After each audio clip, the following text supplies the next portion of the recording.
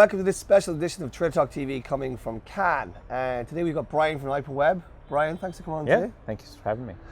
Brian's on here today to talk about the change in landscape, advertising landscape in TV and out of home. And I wanted to talk, and it's a good subject as well, being a big brand area, and we're very close to the Palais here. So, Brian, before we do that, what exactly do you do at Open Web? Just an overview. So I'm the general manager for the Emerging Technologies Group and responsible for TV, out-of-home, audio, things of kind of traditional media that's moving towards audience-based and programmatic buying. Yeah.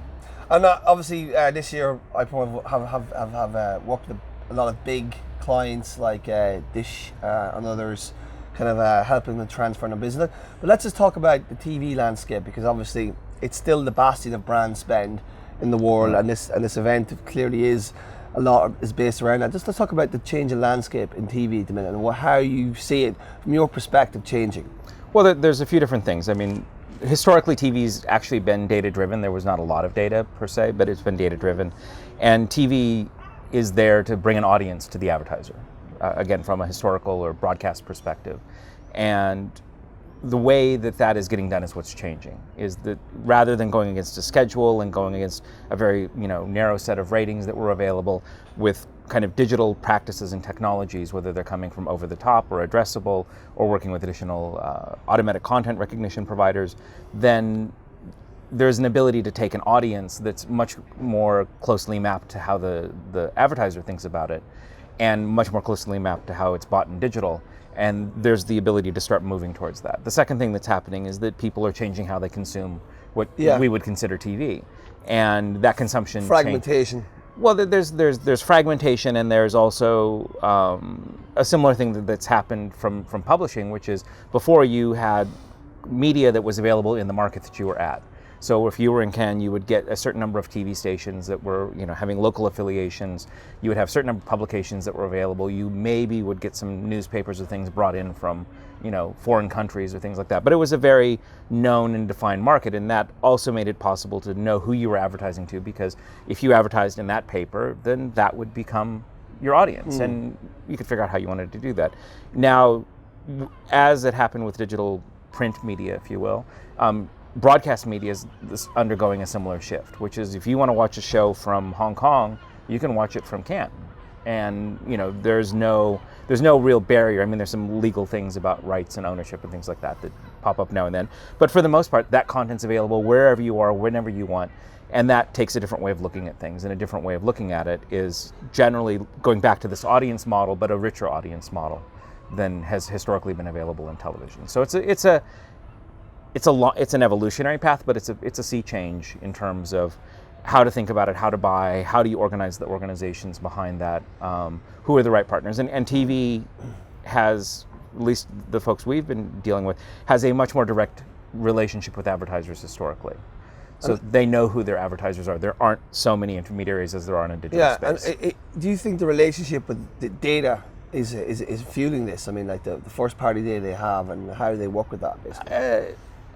I don't know if it's fueling it, because I think that at least in many cases, a lot of folks that were in the traditional TV space, they would have digital properties for local affiliates or their own special shows, and that monetization was kind of pushed off to third parties. As consuming that media becomes more significant in those channels, rather than over the traditional broadcast and linear channels, then the relationship with who owns and controls and needs that data is more difficult. And so in the US, one of the things that happens is that the broadcasters that have their programming distributed over cable and satellite and things like that, and there's carriage rights that are assigned for that. Historically, those didn't include a lot of data for a variety of reasons. And now what we start hearing from people is they need to have an understanding of the data, because again, their audience is much more diverse, much more geographically distributed. How it's being sold and how the advertiser wants to buy it, the advertiser doesn't care necessarily how it's delivered. They want to reach that audience. Yeah. And so it takes a level of coordination that hasn't really existed. It challenges some existing power structures and distribution channels. And so we start seeing a lot of different ways of looking at that. We also see a lot of different ad tech vendors kind of trying to come in and bring things, which is challenging, because from an ad tech perspective, TV's pretty alien in a lot of ways. And from a TV perspective, the digital world is is equally alien. So how would a company like OpenWeb work with a typical broadcaster? Like they come to you and say, I want to be able to sell my inventory in real time, to sell it to an agency, to sell it to a marketer. How do you typically work with these people? Well, so it's first off, it's not always real time. Right.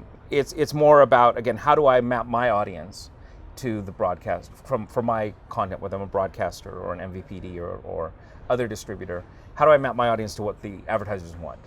So, our focus is on engineering the solutions. We are happy to participate in conversations to kind of bring those parties together, but it's an evolving space. So typically there's someone who has the data that says this is what the audience is. And one of the things we're seeing is that the audience becomes very specific to the advertiser. It's that the audience the advertiser wants. It isn't just some generic audience, which may be richer than it was before, but again, it's just a generic audience. If you're an advertiser, you want that specific audience. So if they're able to bring that audience, we help them to look at it from a few different perspectives. One is, how do you understand and optimize and allocate your available inventory across the schedule, across on-demand, OTT sorts of things, over linear, doesn't matter, but how do you allocate and understand how what you have available in inventory goes against what's interesting to the advertiser. And because you have basically a la carte for every single advertiser, the potential is that you have many, many, many different ways, hopefully, of looking at that against your schedule. So we can help in that way in terms of understanding an audience against different ways of presenting the audience. That can be used from a understanding and reporting perspective, just to be able to compare it against traditional ratings, something like Nielsen in the US. You can say, this is how what you've asked for indexes against something else. And you can compare it. Then that makes it possible for the broadcasters or the media owner to come up with pricing that makes sense for them, because they're able to see what's a fit. They're able to allocate it rather than kind of on broad-based and things like upfront where the exact characteristics of the audience aren't necessarily. You can continually refine from 6 months, a year out, if you know what the audience is expected to be. As it gets closer and it goes into production and is actually aired, you can compare that against what's actually happening. Yeah. So it enables the ability to shift that allocation of the advertisers' media against the broadcasters' media basically as frequently as you want. And since we're coming from a digital perspective where that's done in milliseconds, it's relatively straightforward to do it for broadcasters who have a larger time window and continuously refine what happens there. I mean, there's a lot of talk about programmatic TV and all the sort of development around that, but it feels to me like a slow, incremental process. Like the TV world has its own, as you say, their own measurement, own metrics. So are we seeing a different sort of evolution here in the TV space rather than what we see in digital and display?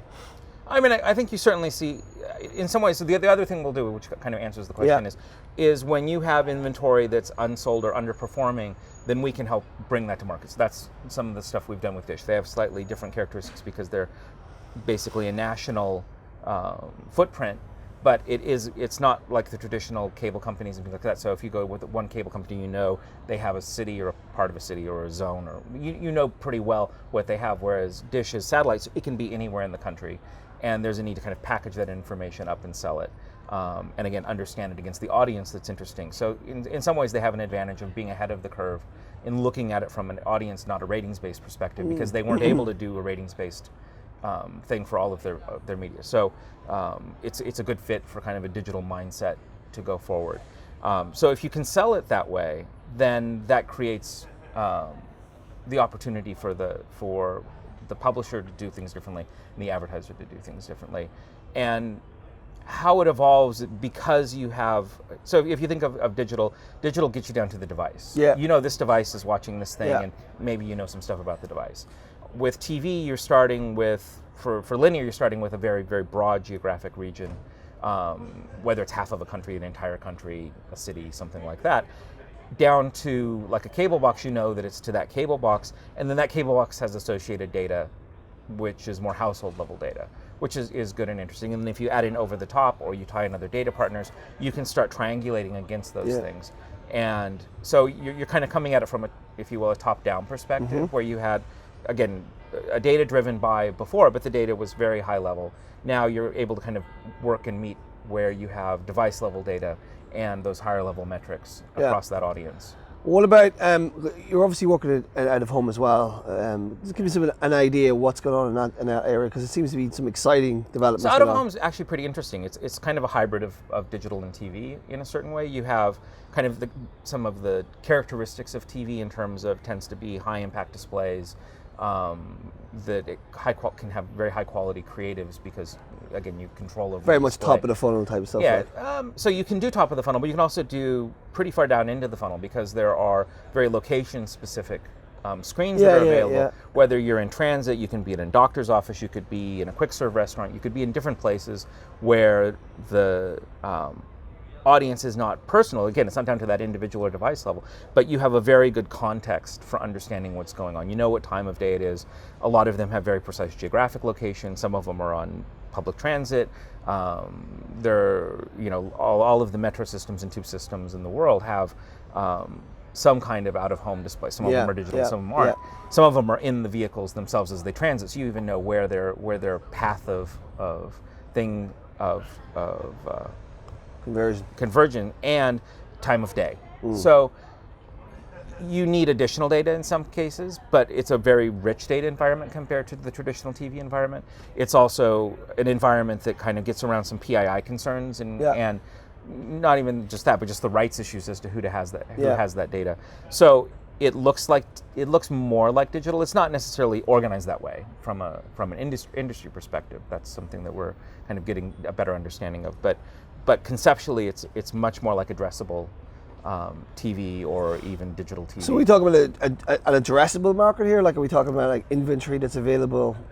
It's inventory available with a rich data set around it. Okay. So it's not addressable down to, I know this is Bob's out-of-home display, but I know physically this display is in this shopping center, and it's Saturday, and it's the day before a big holiday, the first Saturday before a big holiday week, and I know the kind of stores that are in there. I know the demographics. There may be sensors in there that can tell you kind of what's the foot traffic going across. So there's a lot of capabilities. It's varied. Not everybody has all of that information, but it's very varied, and it kind of mirrors some of the things that are going on in TV with like automatic content recognition and things that set-top box makers. There was an announcement. I think it was Samsung bought a ad network. So there's a lot of things kind of going on that are similar. Ad server / ad server.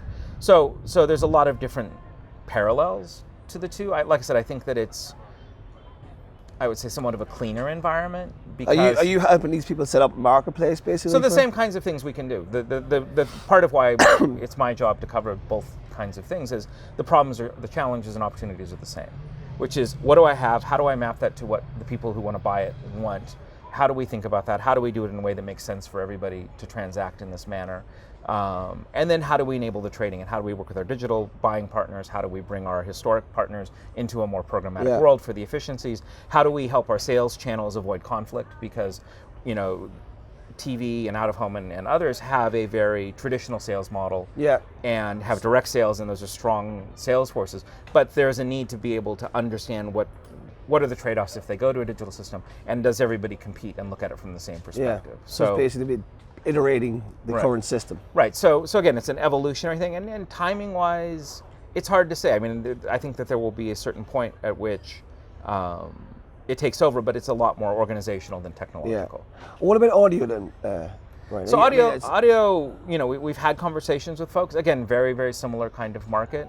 I think the thing with audio and with and audio kind of ranges from podcasts to broadcast media and kind of all of the digital delivery. The Spotify's, the Pandoras of the world. Folks like that, where you have this range of broadcasters, where you're reaching, again, a broad audience down to someone that has a subscriber, and there's the same opportunities there to understand what's the value of inventory, how does it look across different audiences. They tend to have a rich data set available on the digital properties. A lot of the terrestrial radio is available as a digital signal from folks. There's the ability to personalize that. So it's a very rich environment. Again, you have the sound component, which you don't always have in out of home, but you have in TV as well. That is very impactful. And I think the challenge across all of them really is for the creative, right? Do you get the right message in front of the right person that is going to really take advantage of the fact that you do know something about them? Because if you look at traditional branding, it's a very broad market-based appeal, but the impact for the advertiser is to really have it tailored to the audience to as good a degree as they can, and that's where the creative opportunities are. It's not something we work in at all, but where we really see difference, if we look at the metrics of what performs, like having the right message is just as important as those other things. And it's been, it largely gets neglected by the ad tech community. Because we're something else. We're focused completely different. So I think next year we'll be seeing more discussion programmatic audio, programmatic out of home, and programmatic TV. Oh, I think so. 12 months time. I mean, I think it'll not just be more discussion, but there'll be some more concrete actions. I think that kind of the traditional media players have started to come with more concrete strategies, learn the lessons that have been done in digital, find out what's going to work for everybody, and maintain the relationships that they have with their advertisers in a more direct manner than existed. Because if you look at digital came from kind of remnant up. So it was found money. Why would you have a direct relationship with these things? And kind of the leverage of being able to aggregate that, and the ad networks brought a lot of value. That doesn't really make sense when you're dealing with your premium stuff, that you want to have a clearer understanding and a better transparency. Still applying technology, but not the same model. All right, Brian, thanks for that overview on the change in landscape in TV, out of home, and audio. And hopefully next year we'll have a few case studies to talk about on camera. Great. Yeah. Thanks very much. All right. Thank you. We'll see you next time on Trader Talk TV.